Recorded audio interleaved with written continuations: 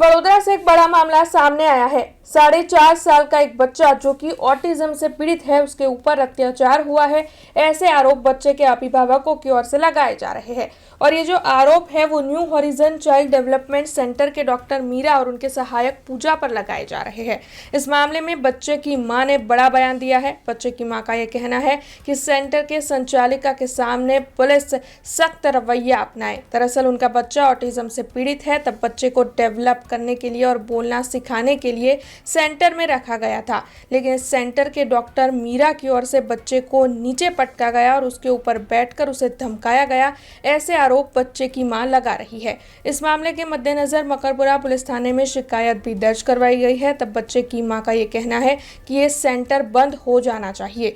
इस पूरी घटना के सीसीटीवी फुटेजेस भी सामने आए हैं, लेकिन डॉक्टर मीरा जो है वो अपनी करतूत का स्वीकार करने के लिए तैयार नहीं है।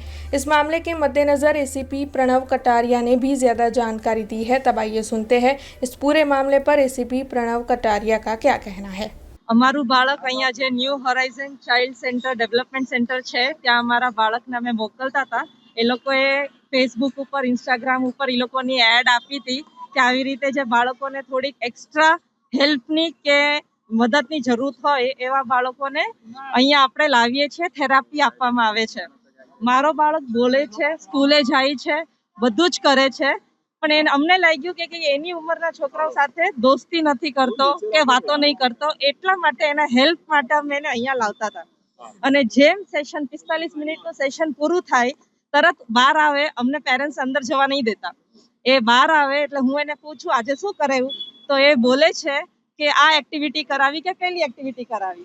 પણ જે દિવસે આ બનાવ બન્યો એ દિવસે બાળક કન્ટિન્યુઅસલી રોતો હતો અને રડી રડીને બહાર આવ્યો। मैंने पूछा आज શું કરાવ્યું, તો કે आज मैम बहुत गुस्से में थी, स्क्रीम किया, मारा।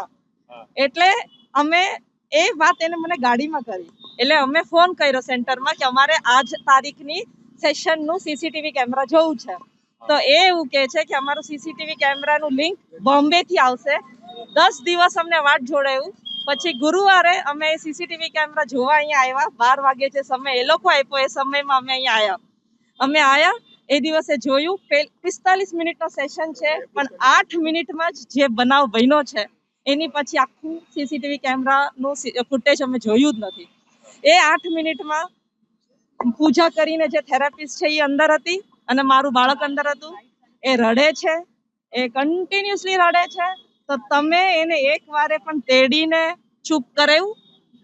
એક બાળક રોતું હોય તો પહેલું શું કરીએ આપણે? એને તેડીને થપથપાવીએ? પહેલું ટ્રાય તો આપણે એ કરીએ ને કે એને ચૂપ કરાવવાની કોશિશ કરીએ। એ નહીં કરાવ્યું, એ રડતો જ હતો અને પેલી ઝૂલા ઉપર બેઠીને ઝૂલો ખાય છે। એને એકવાર બાળકને ચૂપ નહીં કરાવ્યું। પછી આ 7-8 મિનિટ સુધી રડ કરતો હતો, તો જે સેન્ટર હેડ છે મીરા કરીને એ અંદર આવે છે। એનું બોડી લેંગ્વેજથી ખબર પડે છે કે કેટલી ગુસ્સામાં આવીને એને સીધું બાળકને આમ ઉપાડીને ખૂણામાં આમ ફટકારી દીધું, ફેંકી દીધું અને એના થાઈસ ઉપર બેસી ગઈ, એના પગ ઉપર બેસી ગઈ અને એનું આટલું મોઢું મારા દીકરાના મોઢાની પાસે હતું। હવે અમને ક્લિયરલી દેખાતું નથી કે એને કાંઈ ઇન્જેક્શન આપ્યું છે કે શું આપ્યું છે કે 1 સેકન્ડમાં બાળક રોતું ચૂપ થઈ ગયું। हमसे जुड़े रहने के लिए हमारे YouTube चैनल को सब्सक्राइब करें और नई वीडियो की नोटिफिकेशन के लिए बेल आइकॉन को दबाएं।